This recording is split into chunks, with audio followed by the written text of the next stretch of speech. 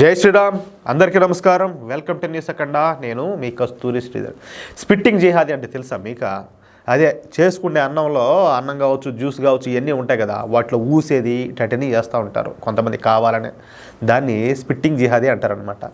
దానికి సంబంధించి ఒక ఇంపార్టెంట్ న్యూస్ అయితే ఒకటి తీసుకొచ్చిన. దయచేసి ప్రతి ఒక్కరు కూడా ఈ వీడియోని ఎక్కడ స్కిప్లో ఒకటి ఉన్నా చూడాలని చెప్పేసి సవినంగా మిమ్మల్ని అందరినీ కూడా వేడుకుంటా ఉన్నా. వీళ్లకు ఇదేం పోయే కాలం అర్థం కావడం లేదు. కానీ మనము అంటే హిందువులు అన్నం పరబ్రహ్మ స్వరూపంగా భావిస్తాం అన్నమాట. మనం తినే భోజనాన్ని గౌరవిస్తాం, పూజిస్తాం. చాలామంది ఏంటంటే తినబోయే ముందు నమస్కారం చేసుకుంటారు భోజనానికి. అది సాక్షాత్తు భగవంతుడే మనకు ప్రసాదించాడని చెప్పేసి మనం భావిస్తాం. కానీ కొంతమంది దరిద్రులు మాత్రం తినే భోజనంలో ఉమ్మి వేయడం అంటే ఊయడం ఒక అలవాటుగా మార్చుకున్నారయ్యా. మీరు దీనికి సంబంధించి చాలా వీడియోలు చూసుంటారు. ఏది తినే దాంట్లోనో లేకపోతే ఈ జ్యూసుల్లోనూ ఊసేదో లేకపోతే ఉచ్చబోసేదో మామూలుగా కాదు. ఈ మురికి నీళ్ళలో కడిగేది ఒకటి కాదు. వాళ్ళు చేసే చేష్టాలు చూస్తూ ఉంటే వాళ్ళు పిచ్చి హాస్పిటల్ కూడా వాళ్ళు పనికిరారు. అంటే అంతకుమించి వాళ్ళకి ఏదో చేయాలి, అలాంటి పనిష్మెంట్ ఇవ్వాలన్నమాట వాళ్ళకు. వాళ్ళు తినే అన్నంలో ఉమ్మి వేసుకొని చచ్చినా ఏదోలే పిచ్చి ముండా కొడుకులు వాళ్ళు ఏదో చేస్తారులేని చెప్పి సరేనని చెప్పి వదిలేయచ్చు. కానీ కావాలనే వాంటెడ్గా అందరూ తినే ఆహారంలో కూడా ఉమ్మేయడమే ఇక్కడ అసలు దరిద్రం. ఈ దరిద్రులు ఎట్ట పుడతారో కూడా మనకు అర్థం కాదు. చివరికి జంతువులు, పశువులు కూడా తాము తినే ఆహారాన్ని ఈ విధంగా కలుషితం చేసుకోవు. ఇప్పుడు సపోజు ఎనువులు ఉంటాయి. ఎనువులు అంటే అదే బర్రెలు అంటారు చూడు. ఆ బర్రెలు కావచ్చు, లేకపోతే కుక్కలు కావచ్చు, పందులు కావచ్చు, పిల్లు, అది ఏదైనా కావచ్చు. తినేటప్పుడు మన ఊసి ఏమన్నా తింటాయా? తినవు. కానీ వీళ్ళు అమ్మ అది చేస్తారు. బహుశా ఎందుకంటే వాళ్ళు ఆ మాదిరి ఊసి ఇంకొకరు పెడతారు, కానీ నాకు తెలిసి అయితే వాళ్ళు తినరు. ఎందుకంటే అదొక మత పిచ్చి, అదొక మత ఛాందస్వాదం అనమాట. కానీ ఈ దరిద్రులు మాత్రం అందరూ తినే ఆహారంలో ఉమ్మేసి అంటే ఊసి సునకానందం పొందుతూ ఉంటారు. ఇక్కడ సునకానందం అంటే సునకాలు కూడా సిగ్గుపడతాయి. సునకాలు అంటే ఏంది? కుక్కలు కూడా సిగ్గుపడతాయి వీళ్ళు చేసే చేష్టాలు చూసి.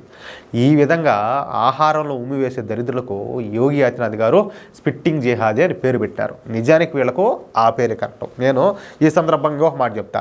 ఇలాంటి గలీజు ముండా కొడకలకు వాడున్నాడు చూడాడు, పేరు సోను సూద్. వాడు సపోర్ట్ కూడా చేశాడు, దాంట్లో తప్పే ఉండదని. బహుశా ఏంటంటే ఈ టటోళ్ళు పోయి ఊచానో ఉచ్చబొచ్చానో లేకపోతే ఇంకా ఏమైనా చేసినా కూడా వాడు ఏమైనా తింటాడేమో, లేకపోతే ఉచ్చబోసింది అటాడి కూడా వాడు ఏమైనా తింటాడేమో. వాడు మళ్ళీ అబ్బా ఆయన పెద్ద సేవామూర్తి అని చెప్పేసి వాడు ఉండే పేరు, వాడిని మోసే మోత మామూలుగా ఉండదు. అటోడు ఇటోళ్ళకి సపోర్ట్ చేసినాడు.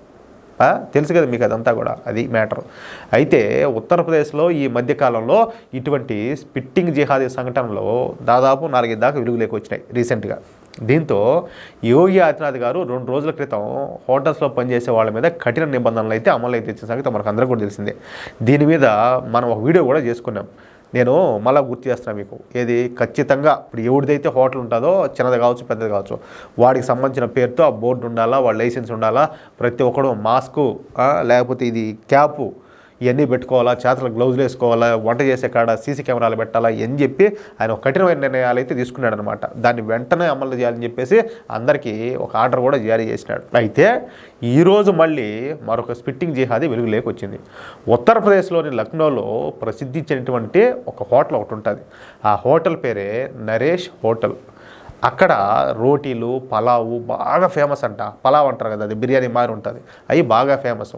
దీంతో ఆ హోటల్కు ప్రతిరోజు కూడా కనీసం 2000 మంది ప్రజలు భోజనం చేయడానికి పోతూ ఉంటారంట. చూడండి, 2000 మంది ప్రతిరోజు జరుగుతుందంటే అప్పటికి అది ఎంత బిజినెస్సో, ఎలాంటి హోటల్ వస్తారో ఆలోచించేయండి.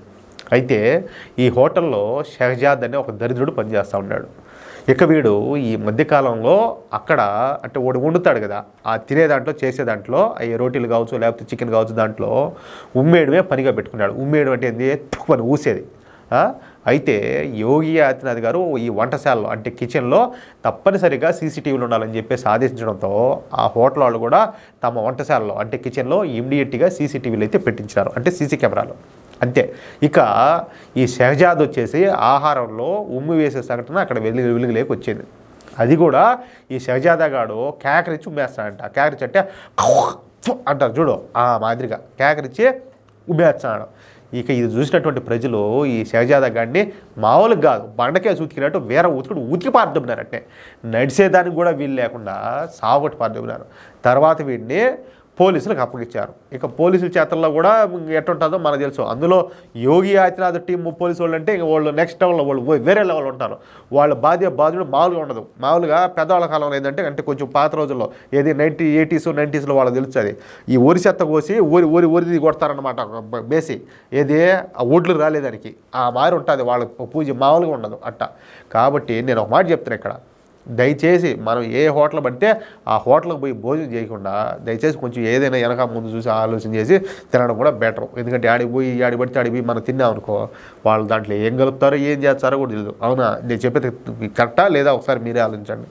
ఈ వీడియోపై మీ యొక్క అమూల్యమైన అభిప్రాయంలో దయచేసి ప్రతి ఒక్కరు కూడా ఖచ్చితంగా కామెంట్ రూపంలో తెలియజేయాలని కోరుకుంటూ, ఈ వీడియో నచ్చితే దయచేసి ప్రతి ఒక్కరు లైక్ చేయండి, తప్పనిసరిగా షేర్ చేయండి.